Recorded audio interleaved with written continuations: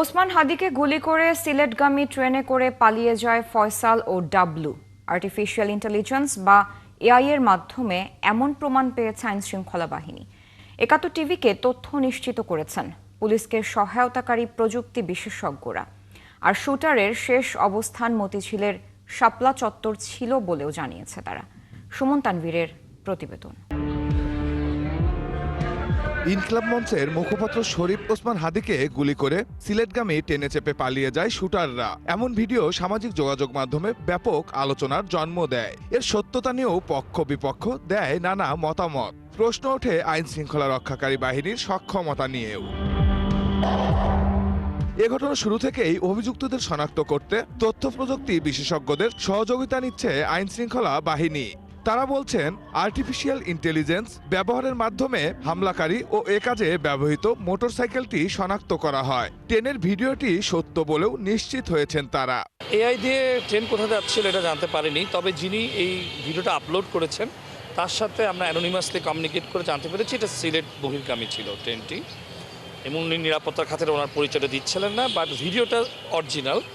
ভিডিওর ব্যক্তিটা উনি কিনা প্রাথমিক তদন্তে আমরা দেখতে পেরেছি ওনার চেহারার সাথে মিললেও শতভাগ মিলেনি, কারণ এটা প্রসেস হতে আরও সময় লাগে। মোটরসাইকেলটা কিভাবে সংগ্রহীত হয়েছে এবং কিভাবে সেটা ট্রান্সফার হয়েছে এবং কে ছিল, কতদিন ধরে তাকে রেকি করা হয়েছে, সমস্ত তথ্যাদি আসলে বের হয়েছে। এবং ইনফ্যাক্ট শুটার এবং এর সাথে জড়িত সকলের ন্যাশনাল আইডি, এনআইডি বাংলাদেশ পুলিশের গোয়েন্দা বিভাগ কাজ করে। এ ঘটনার শুরুর দিন থেকেই কিভাবে তথ্য প্রযুক্তির সহায়তায় শুটারদের পরিচয় নিশ্চিত করা হয় সে গল্পও শোনাচ্ছিলেন এ বিশেষজ্ঞ।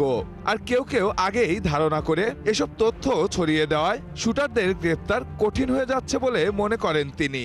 প্রত্যেকটা মানুষের একটা নির্দিষ্ট সুনির্দিষ্ট ডিজিটাল স্ট্রাকচার আছে।